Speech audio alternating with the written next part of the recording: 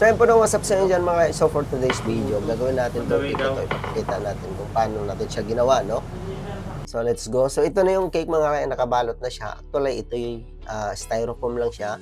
Kasi yun yung preferred ng price ng customer. So kung gusto ng customer na mas mababang price, so gamitan nyo ng styrofoam. So, ba't puro so, hindi na. So, yun, nagpalapad tayo ng fondant dito. Kailangan manipis yung sa side ng fondant nyo para mas maganda tingnan at realistic. So, ang panipis natin dyan is gumamit lang tayo ng pinakamaliit na rolling pin kung meron kayo or kung anong meron sa inyo, no?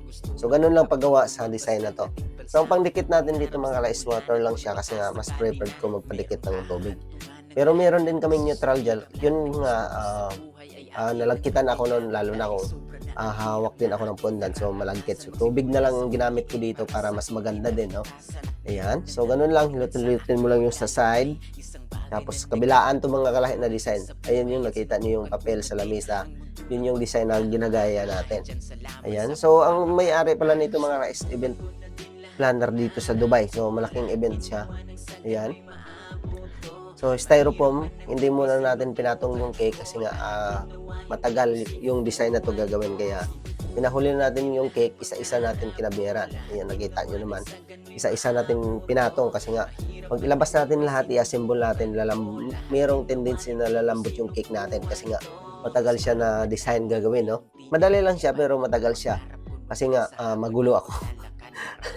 Ayan, so ganun lang, paulit-ulit lang yung ginawa mo. So, 4 tier pala to na cake mga kalahi.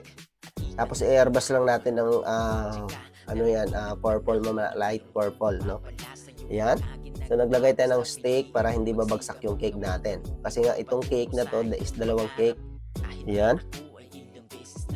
Okay. So, ganun lang. Ulit-ulit lang yung paggawa mo nito sa design, sa side. Ayan. Huwag mo munang ipatong lahat yung cake, lalo na kung maraming design kasi nga, mayroong tendency na babagsak yung cake mo, lalambot. Kaya, labas-pasok mo still or labas-pasok, mas matagal, di ba? So, mas maganda, isa-isa yung gagawin mo, tapos ipatong mo na lang. So, ito na yon. Ayan, patapos na tayo.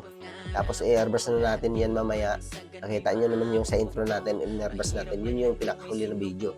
Ayan, kasama natin si Boss G dyan, naglagay ng flower. Okay. So, yun lang, no? So, ganun lang ang gagawin mo mga kalahi. So, actually, mga flower nito is naka-prepared na. Tapos, yung mga leaves niya to. Tapos, yung mga gold, in-sprayan lang ni Boss G. Ayan. Okay, so, dinikit lang natin yung flower dito ng chocolate, white chocolate. Tapos, gumamit tayo ng stick para hindi siya babagsak. Okay. Tapos, sa taas, siyempre, medyo matangkad yung lamesa. Kaya, medyo hindi natin nabot. Tapos, nakapatong na ako dyan sa upuan. Okay, so, ganun lang.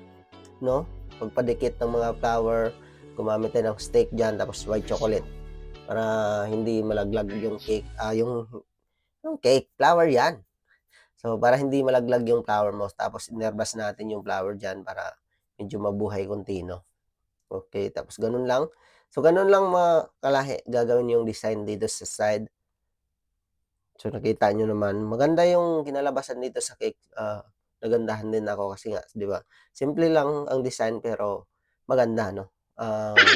Iwan ko sa inyo kung nagandahan kayo or napangitan. Pero I'm sure yung gumawa nito is guwapo. What? Ayan lang. So, patapos na yung design natin. Okay. So, ganun lang.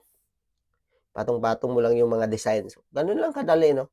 Actually, ito yung design nito is pang kasal talaga siya. Hindi siya pang kasal. Ha? Okay. Ang gulo mo? So, ganun lang, inerbas na natin. So, nakita nyo, inerbas na natin ng light purple. Okay.